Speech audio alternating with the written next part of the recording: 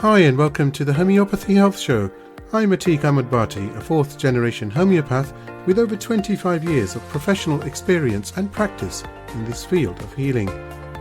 The Homeopathy Health Show is the online voice of homeopathy around the world, promoting and raising awareness of this truly unique system of healing, which is suitable for all ages, young and old. Every week I invite guests from the world of homeopathy to come and share their experiences, their work, offer insights, and essentially talk all things homeopathy. Why not visit www.liketreatslike.co.uk and click on the radio and podcast button to listen to the latest episodes. So let's begin today's show here on UK Health Radio, the world's #1 talk health radio.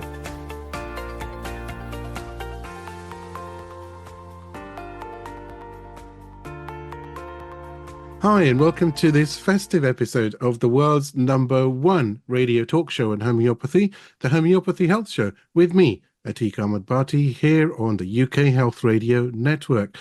Now, I'm absolutely delighted to welcome Corinne Stuart, who is the Chief Executive of the Society of Homeopaths, to the show. Now, you will remember Corinne was last on the show last year at this time, so what better way to get into the festive period than have Corinne back? The holiday vibes with the Society of Homeopaths. Woohoo! Corinne, welcome to this week's episode of the Homeopathy Health Show, this week's festive episode.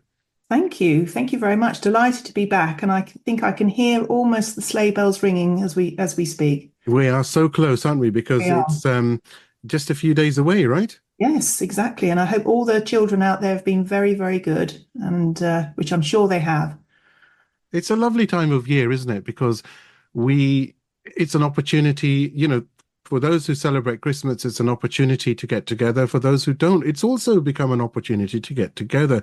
Yes. Quality family time is so, so important, isn't it, nowadays? I think absolutely, especially, what we've all been through in the last few years as well. We've really, if we hadn't appreciated how important family and friends are to us before, then we certainly do now, don't we? I mean, it's incredibly important. It's just lovely to be back and to be in person as well, and to be and holding our loved ones tight. That whole physical, feeling that when somebody gives you a hug, that's one of the best medicines in the world, isn't it? It is, absolutely. And I was just thinking as you were saying that, I have to thank you because it's so nice that you're on. This is such a good episode because of the time of year and the fact it's done with yourself, with all your grace, and the Society of Homeopaths. What better way to sort of have a festive episode? I'm so happy. Well, we're all about community, as membership organisations are. And so we are all about community. We're all about getting together. We're all about valuing each other and celebrating our differences as well, because that's what makes organisations like the Society of Homeopaths so powerful. Is we celebrate what brings us together, but we celebrate our differences as well. And that's the way we all grow, and that's the way we all move forward together. So it's incredibly rewarding, as I think I said last time. It's a absolute honour to be the Chief Executive of the Society of Homeopaths, and it's extremely enjoyable. I love it. And also, I was going to say, I think I've spoken to a fair chunk of members of the society now who've come on the show, and it's so nice to see so much talent out there. There's some homeopaths that are doing some incredible work. Everyone has their speciality as such, or their interest, and together it's really making the voice of homeopathy, go to every corner of the earth. It's brilliant. It's actually quite humbling because I get to work with all these amazing people who do these amazing things and really make a huge change to people's lives. It's just incredible, and hearing people's personal journeys as well about how they've come to homeopathy. I mean, it's just fascinating because everybody's come in a different way, haven't they? They've all had their own path towards homeopathy, and that's inspiring as well. You know what I really love, Corinne, about homeopathy? Truly, one of the things I love about homeopathy is the fact that it's not loud. You're not, oh, we've got to do this and we've got to Mm, make this sure. And when will this work? It's just about having a conversation mm. and then, here, take this. I mean, it's so gentle, right? There's no ego, there's no flamboyancy as such to make it something it's not. It's just, hey, take it, it works, and off you go. Yeah, because if you bring that ego, it gets in the way of listening and really understanding the person that's either sitting opposite you or is opposite you on a like we are on Zoom today. Hmm. You can't let that ego get in the way. Otherwise, the best homeopaths, if they have an ego, well, we all have an ego to an extent, don't we? Of course, but they leave that at the door, don't they? Yeah, yeah, absolutely. Now tell me, fun times. It was absolutely great to see you in person Yeah, in, was it July, wasn't it? May. May. Oops. Yeah, it was May. Okay. No, My that's right. apologies.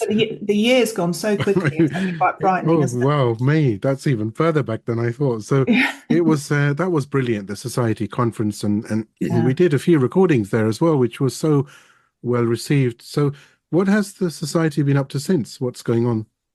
Well, we've been exceptionally busy. I can hardly believe that we're almost at Christmas Day now.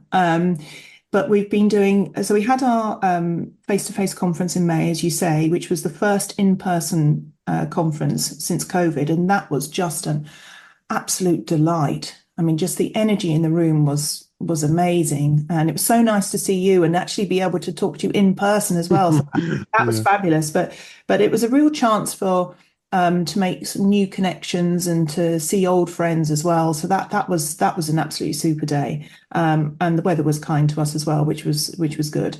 There was something interesting that happened there for the listeners.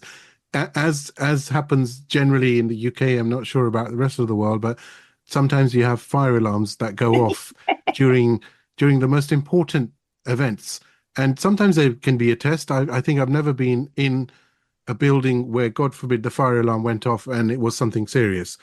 But anyway, it went off halfway through the conference, and the chatter of all the homeopaths outside was brilliant, was it not? Everybody was just having it, nobody minded. They just came down. We were on the grass lawn, and just everyone's having a good old natter and gossip. It was brilliant. The sun was shining outside. Mm. Everyone continued the conversation. Bizarrely, it was just as I think Yubraj Sharma was doing his presentation, and he said fire, and the fire alarm actually went off. So actually, it was all Yubraj's fault at that point in time. But it wasn't a sign because we were all okay after a Yeah, few we were. minutes. We absolutely were. We all went, and it's a good bit of exercise to all go down the stairs and all go back up again. So it got us moving. So that I, was, I loved it, because that was the opportunity actually that I did most of that filming that went out in the summer of because course, everybody was outside and they were just so relaxed. I thought, okay, run around. You probably saw me running around with yeah. the camera, and it was good fun. Yeah, it was very good. So we did that. You know, if you are running an organization like the Society, you can never stay in one place. You're Mm. always moving forward because the world is moving forward. I mean, it's seemingly life is getting faster and faster and faster, and we're all going at a faster and faster pace. Um, and the world is changing quite quickly. So the Society has to adapt and change because we have to change with our members and what our members are doing, but also we need to be ahead of the curve as well, so that we can be, if you like, surprising and delighting our members as well, so that we're being proactive and not just reactive. And our members rely on that as well. So we've been doing some really interesting focus groups and working parties on various aspects about the Society and professional standards and how we practice now. And all that will come to fruition in quarter one of 2025. So actually, we're only a few days away, aren't we, from that? Yeah, Um, literally. so we're really exciting. So we've got a couple of exciting announcements to make on that. And we will have finished the first bit of our college visits as well.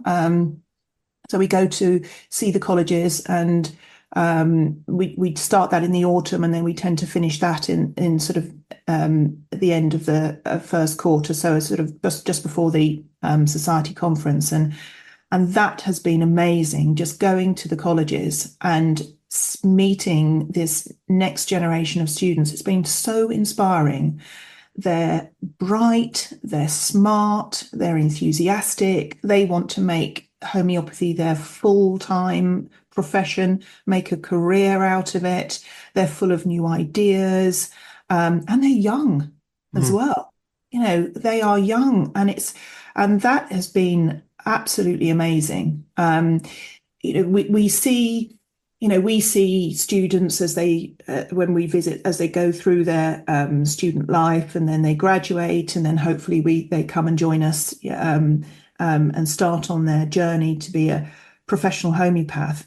And we've seen those numbers increasing in the last couple of years as well, which is great, because a few years ago, when we were at the height of the skeptic activity, people may have been a little bit reluctant to come and train as a homeopath, but not now. I mean, and I know you've talked about this to previous guests about how there really feels like a sea change, doesn't there? Mm. Out there? Absolutely. And I think the colleges are seeing that, so that's good. But also, we're looking forward to. Oh, and by the way, congratulations on the 100th episode as well. I Oh, must say thank that you. to you as well. That was fabulous. And we are looking ahead in the next 3 years, because in 2028 we're going to be 50. Wow. So we will be celebrating our half century in 3 years' time. So we're also having a look and thinking, right, okay, what do we do? What do we want to do, and what do we want to achieve in the next 3 years? It's a good target, isn't it? 3 years till you're 50.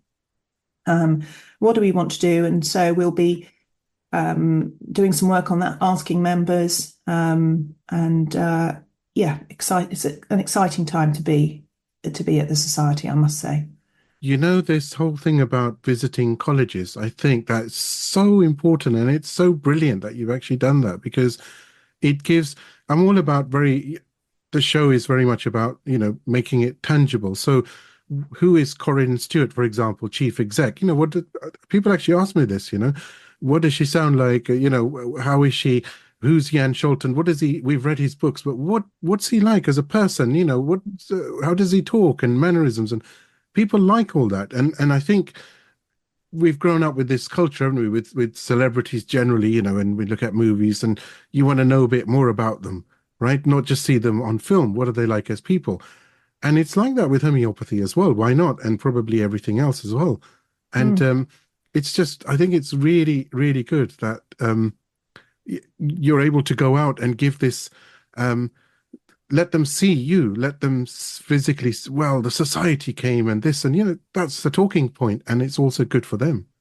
And it's good for us, because we are, I think I've said to you before, we're nothing without our members. We are our members, but for our members, there would be no society. So, and we represent those members that have been with us for almost, some of them practically from the beginning as homeopaths. And so we need to be representing them, and as well as those that are coming into practice and graduating. So we need to really understand, if you like, both ends of the career, and make sure we get it right. And we are an organisation that is run by homeopaths for homeopaths. So we have elected board directors, and they're elected by the members.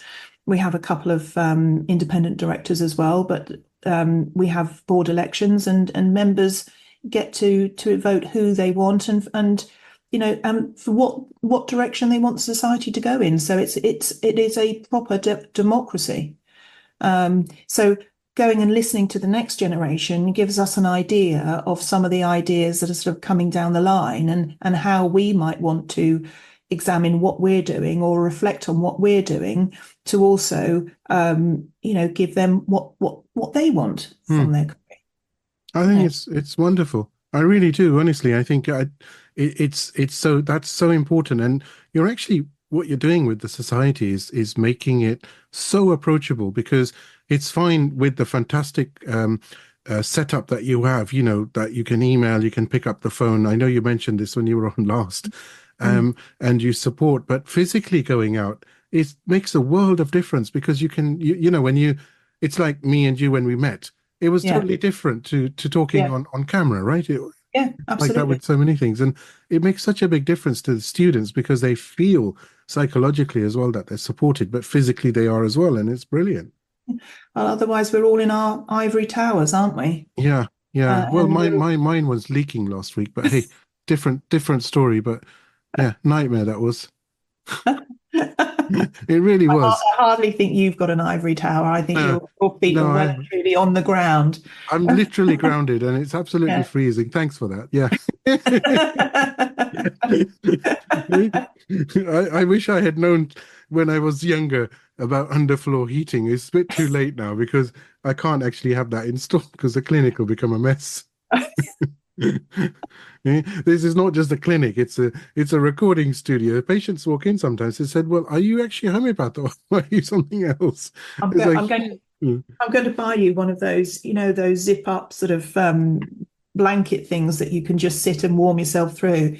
oh yeah, That's what I must rush out to the shops and buy you one of those in time for Christmas. yeah, make sure it's pink, because I want to make a scene, okay? Yeah, absolutely. So tell me, what's in the pipeline? So you mentioned Q1, Yeah. but you mentioned this focus group. Do share Yeah, what that means. so we've been looking at particularly about supervision Hmm.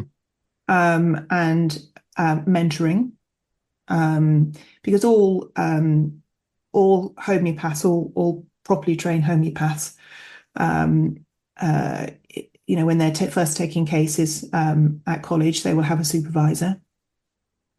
And then coming out into practice, we recommend that everybody continue supervision, Hmm. because and I suppose the younger homeopaths veer more to calling it mentoring. Yeah. So what makes a good supervisor or mentor? What qualities are we looking for in that? What sort of training should there be? Do we, I don't like mandating things.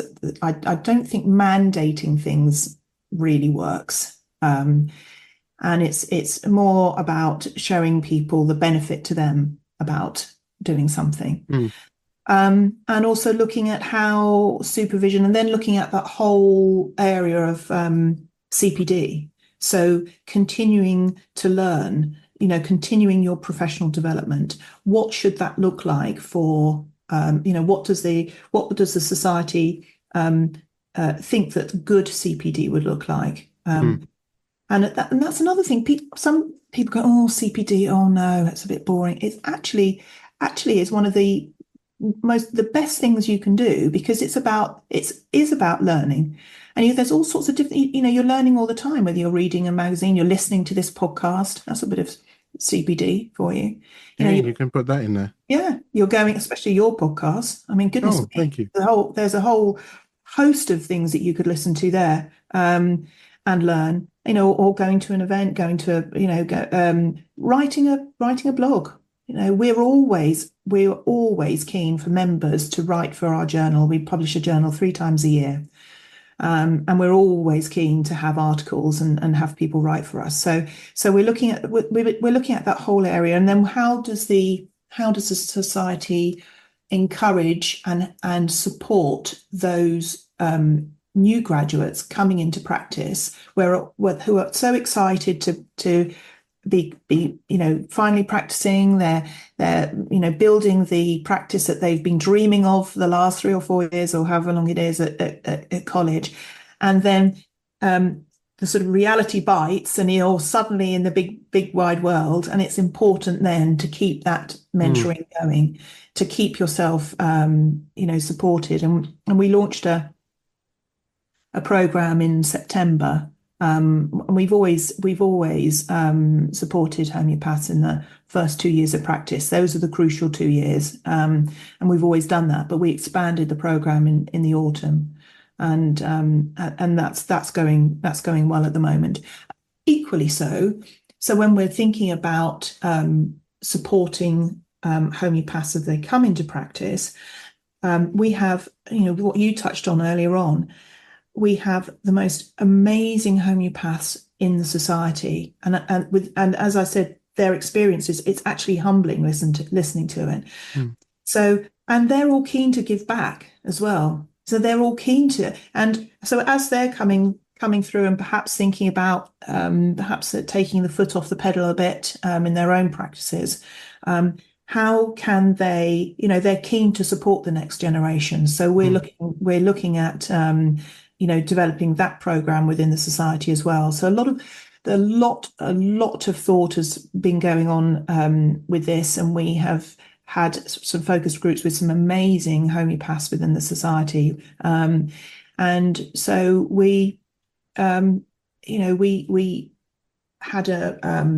if you like, an interim report from those focus groups earlier on in December, and then we'll be putting that into their recommendations into practice in the new year. So, and that's a big piece of work as well, a big piece of work that. But again, that's about bringing everybody together, and it's about that whole, helping each other, because we say that when you when you join the society, you're not just joining an organization. You're part of a network of passionate professionals who believe in the power of homeopathy and the incredible future ahead of it, and that's what you're joining. That's what you're part of. So it's that sort of lifting you up as well when you come and join the society. It's that power of us all together. That make, you don't have to be on your own. You shouldn't, in fact, don't be on your own. Don't be on your own with this. So yes, and mind you, you've been quite busy as well in the last year. Oh my God, very busy. And it's interesting you said this about the society, and it's such a nice time to be able to share it. And of course, I share it in the humblest way. I don't mean anything by it. I'm just going by what others have said. But a lot of homeopaths, as well as people, are saying, you're bringing everybody together on this platform. So I've become a homeopathic influencer now. As such. So if there was such a word, maybe I've just made one up, right? So it's nice to bring people together on a platform, and that's so that I can help motivate the next generation, to get the next generation of homeopaths, but also the fact that everybody comes together, and you really said that so eloquently, that's what the society is doing. It's so important to come together, and in that is CPD. So many of the guests, and some of them are wow, Yes. And as far as what they've achieved and given back to homeopathy, and they say, "Oh, do you know about this? And do you know about that?" I said, "Actually, I don't, and I'm learning from you," which is fine. It's brilliant because it's a lifelong.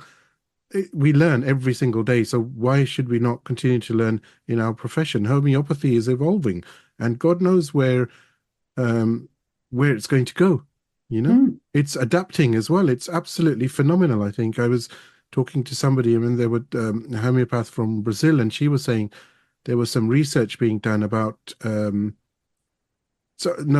was the wrong person. That was Rachel Roberts from the Homeopathy Research Institute. She was talking about this, about research. And in Brazil, they were looking at homeopathy for fish, and there were some trials taking place. And there's so many other things as well from, we spoke about Elizabeth Adalian and, climate change and homeopathy. And then we've got agro-homeopathy, and it's evolving, isn't it? Because, wow, I don't even know what to say. I'm so excited about it because. We did a conference, not this year, but the year before on agro-homeopathy, because there's been a huge increase in people. People are aware they want to eat good food. They want to eat real food. And it's quite interesting, the whole debate that's going on in the US at the moment as well, post the Trump election, with Robert Kennedy Jr. saying, he wants to make America healthy again. That really does. I was actually shocked to learn how many additives and preservatives are allowed over in the States in food that are not allowed in Europe and the UK, for instance. So I think it's definitely needed. But people are interested in eating good food. I can't remember who was talking about gut health, who was one of your guests. But talking about gut health and how really everything comes from that, which is so true. So, people, even if you're sort of got some lettuces on, or you're growing some fresh herbs on your windowsill or something like that, it's really, really important to be eating healthily and eating good food. And this is where homeopathy can also come in, with treating the plants in this natural and gentle way without the need to spray. And if we don't,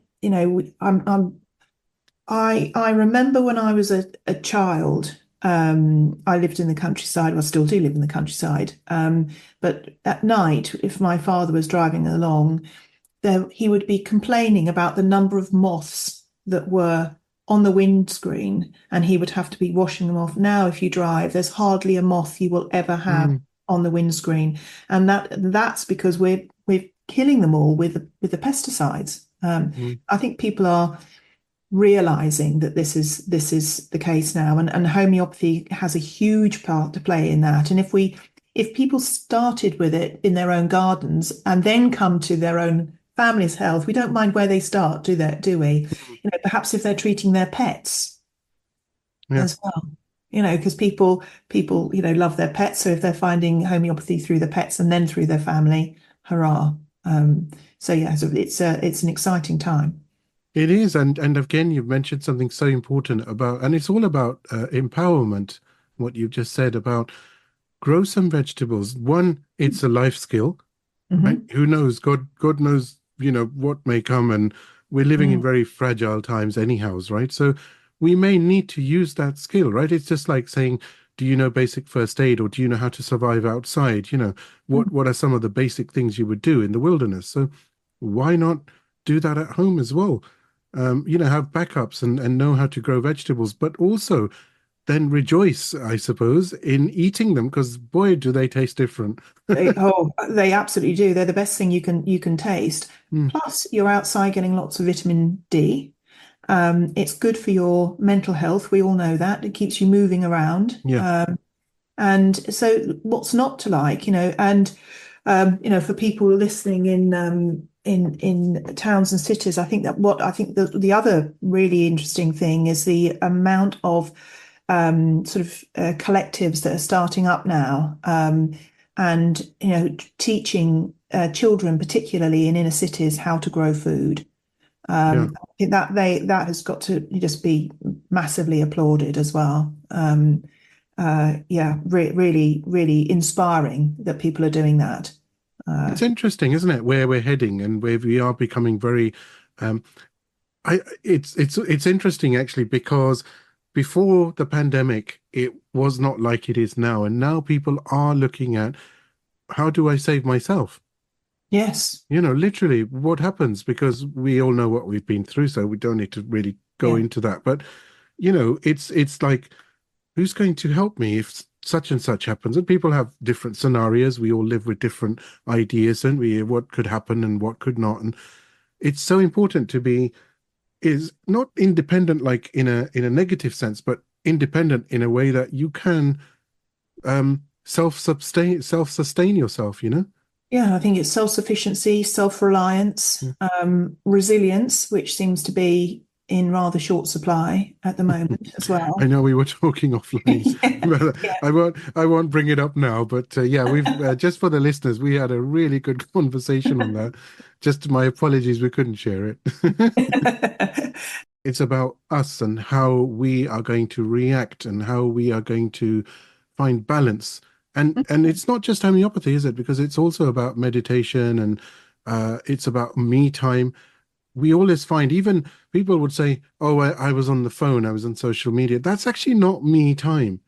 No, it's because not. you're not going to find yourself there. Because No. you're somewhere else, right? Yes, and also we get too much of this blue light from screens as well, don't Yeah. we? Yeah, I'm surrounded by screens, but Yeah, we have to put that down and turn it off and walk away. Mm. and read a book or go outside or I don't know, stroke the cat or whatever it is. Do some cooking with your children. Read them a bedtime story. Yeah. Yeah. And we're sort of rushing from one place to another, aren't we? I caught myself the other day thinking, oh, right, okay, if I just, I'll just go to this place now. If I leave now, I've got 10 minutes to take these parcels back to the post office before I have to do this. And I was thinking, oh, great, I've made that 10 minutes up. And then I thought, actually, no, you're just putting yourself under an unreasonable amount of pressure. You're racing around. And Mm. actually, why don't you enjoy the journey a bit more? Yeah, Yeah, absolutely.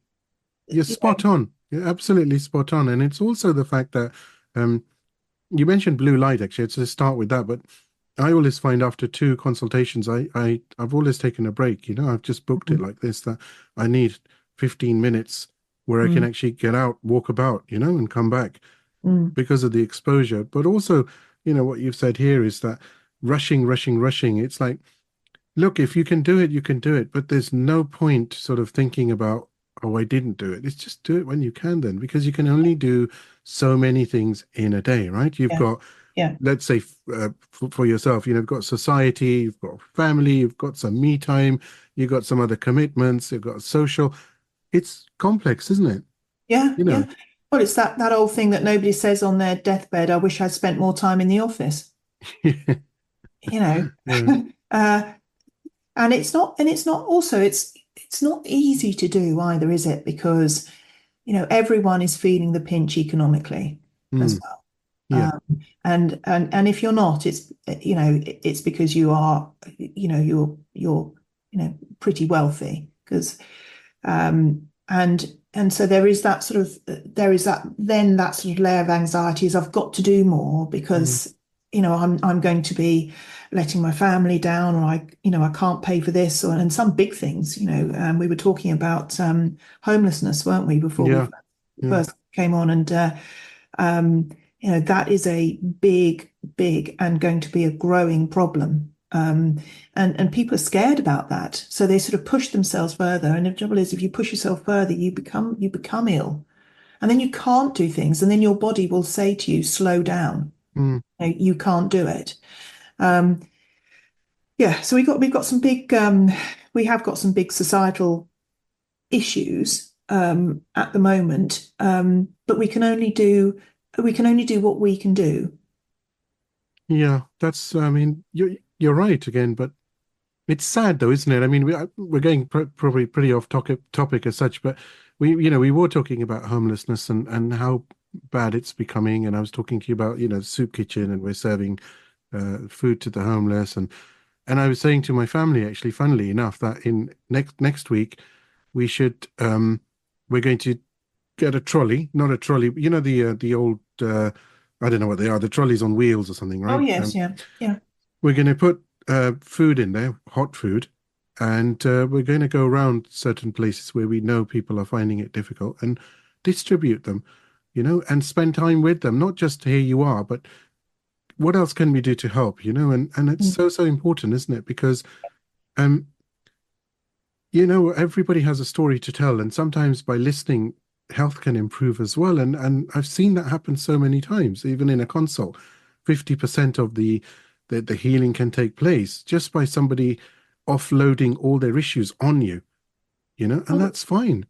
well, people want a voice, don't they? They Mm, they want to be heard, yeah. and being able to sit down with someone, even if it's face to face or on a Zoom call, but sit down with a homeopath and just unload some of what's going on. They Mm, just feel better yeah. just being able to talk like that.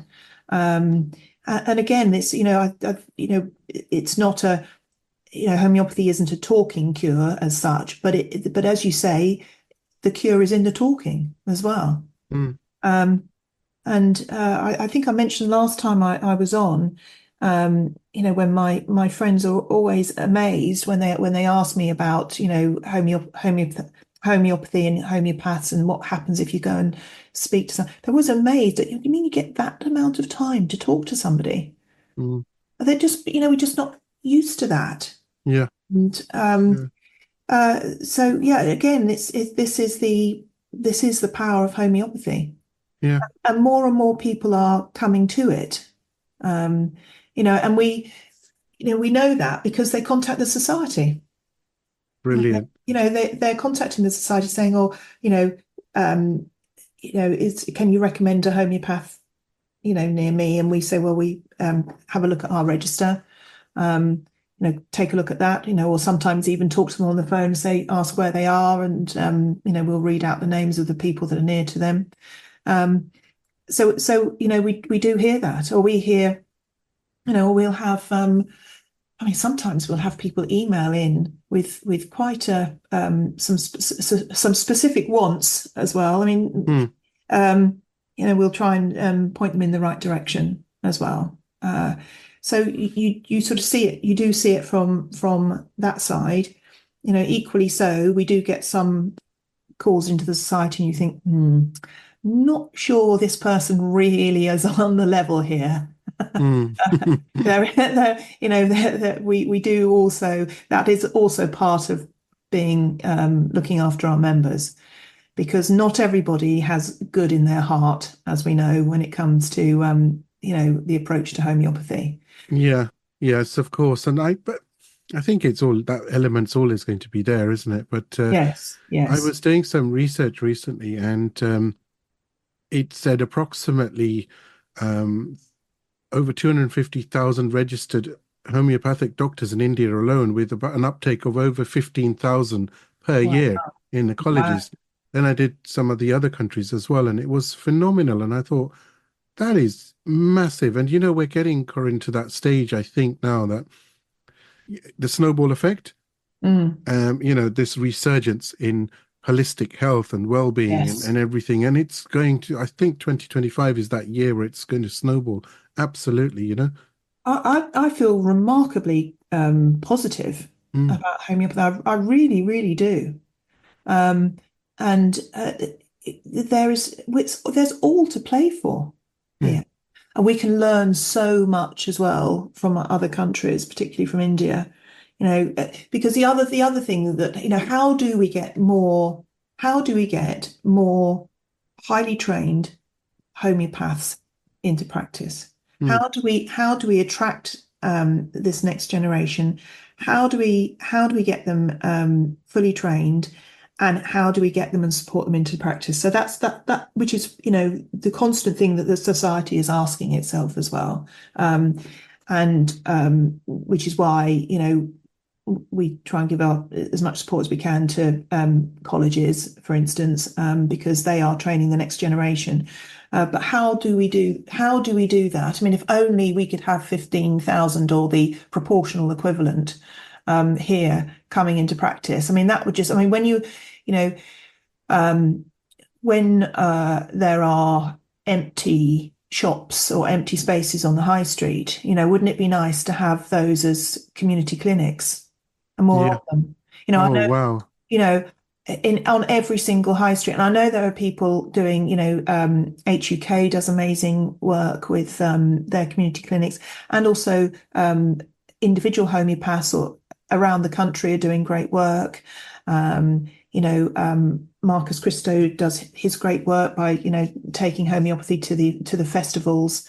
But we could have, and if there's all this money that is going into the NHS, the service from the NHS is collapsing.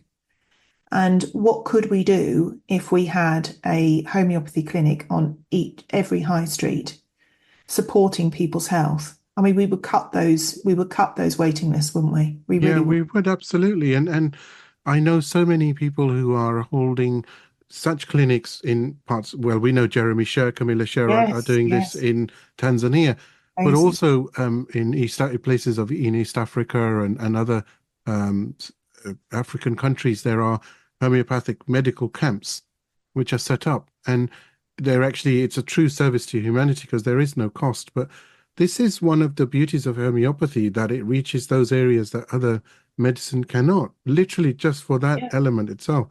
And if we were able to do that here, oh wow, golden words, I hope they come true, you know? Do you know that I'm reminded of the old Heineken advert actually when you said that, reaches the parts other beers cannot Yeah. reach. But Well, it's it does, it starts with H. but it's but it's homeopathy is reaching the parts other it absolutely is. Um, One of the things that not just the society has been doing in the last year, but we are part of something called the Integrated Healthcare Collaborative, which Hmm. is a number of different organisations coming together across various different CAMs.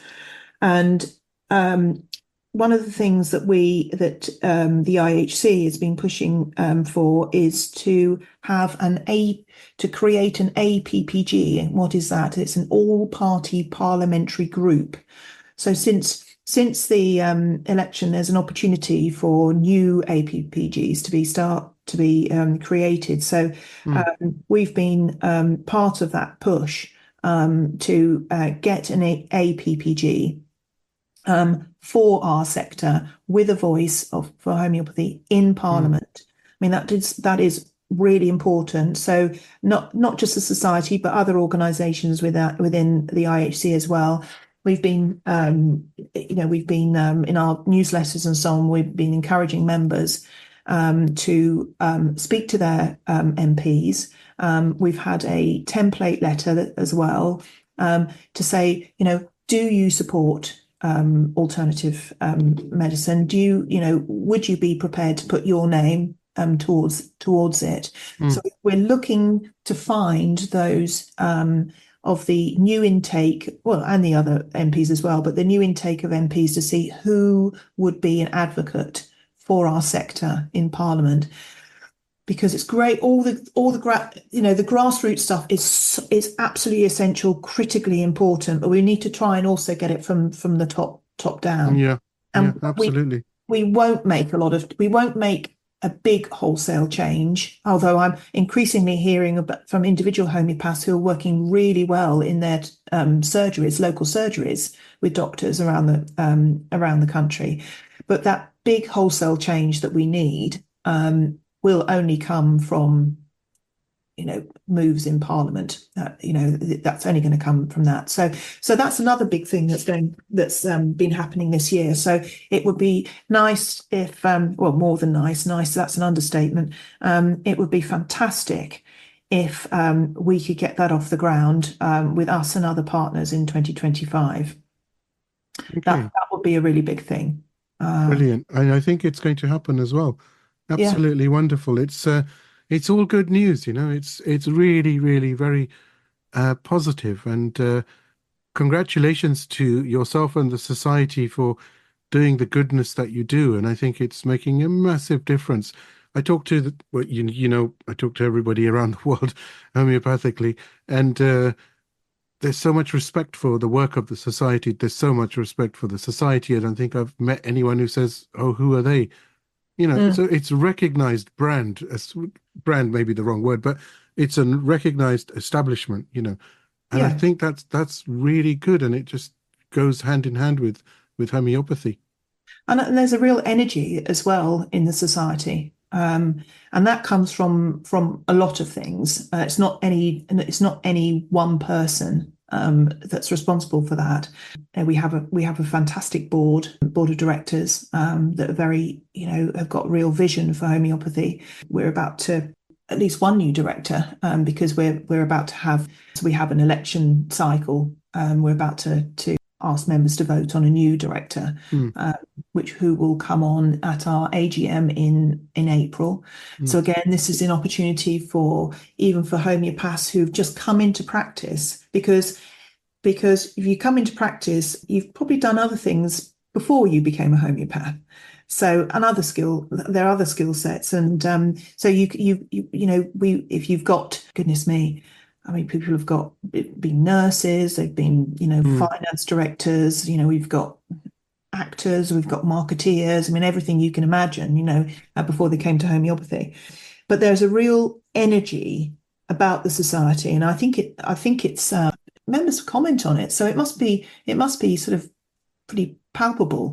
And it's not just me that's been going around seeing colleges, but our chair, Selena Hathley, as well, who I always sort of jokingly say to her that she's my muse, because she's a fantastic homeopath, super smart. She runs a very successful practice. She's involved with Grenfell, the Grenfell group as well. So she's very inspiring. She's just one of many inspiring homeopaths that we have within the society. And also they challenge me. This is the other great thing.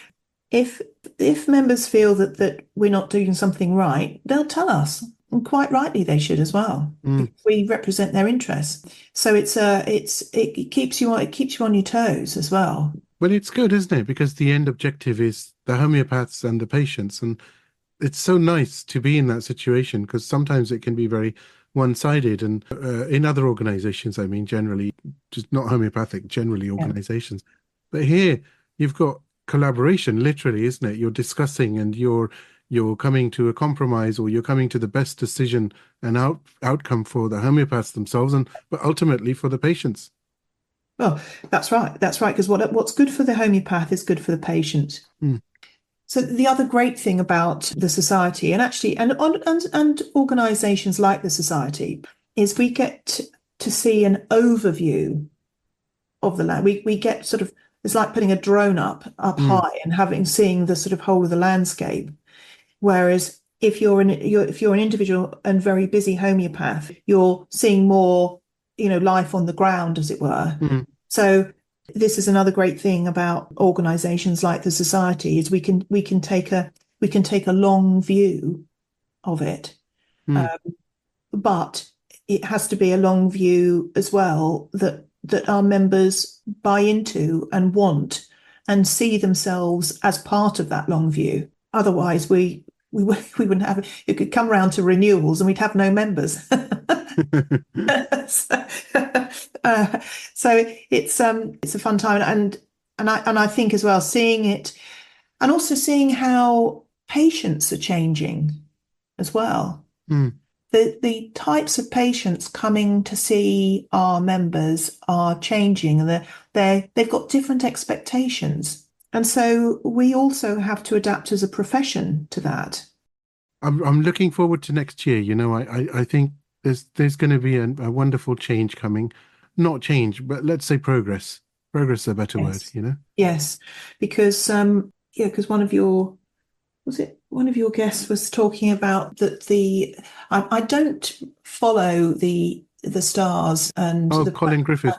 That's right. Yeah. But when he on his podcast, he was saying that we were coming out of Scorpio and going into Sagittarius, and this is a really exciting new time. So I think maybe this is also why we can feel this, that we are moving into this new time. Yeah, it is exciting.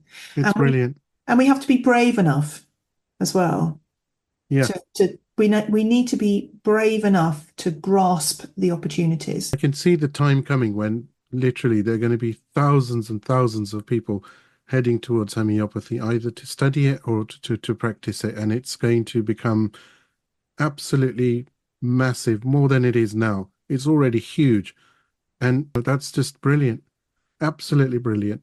Well, when I was hearing we were at Northwest College back in November, and I was just hearing, you mentioned Jeremy Sher, I was just hearing some of the amazing stories of the success and that he's having. It's just absolutely incredible.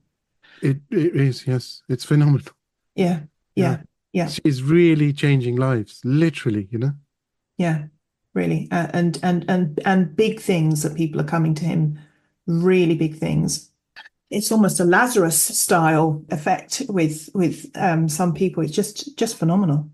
It is, and so nice, isn't it? I suppose we could probably end on this, that there are thousands and thousands and thousands of homeopaths who literally can give up where they are, move country to help humanity through homeopathy. I mean, that is just wow. Yeah. Corinne Stuart, absolute honor as always. I'm delighted that you're on for this special festive edition. Season's greetings to you. I hope you have a nice end of year. It's only a few weeks now. And a blessed new year. And I will, of course, talk to you very, very soon. Well, thank you very much. And peace and harmony and happiness to you and your family and for everybody listening. And just a wonderful festive season. And just hope you all have a marvellous festival wherever you are. And a special message to all the homeopaths, part of the society. Yes, thank you so much. It's an honour to have you as a member of the society. We will do our absolute utmost to represent you, to our very, very best. Keep on phoning in, keep on emailing in, keep on telling us what you need, and we'll keep on delivering it for you. So thank you very much, and just extra power to you with what you're doing in your own communities, and a huge well done to all of you. I do hope you've enjoyed this week's episode of the Homeopathy Health Show. Please do support the show by clicking follow on my socials. Remember, the more exposure the podcast receives, the better for homeopathy around the world. You can find me on Instagram by searching for @like_treatslike, and on both Facebook and TikTok by searching for @LikeTreatsLike. So let's promote the voice of homeopathy on radio and podcast around the world together. Don't forget to visit me online at www.liketreatslike.co.uk and click on the radio and podcast tab. Here you'll be able to see all the guests that have joined me on the show so far. And of course, you can stream on demand the latest episode to your mobile, tablet or PC. Until next time, stay safe and take care.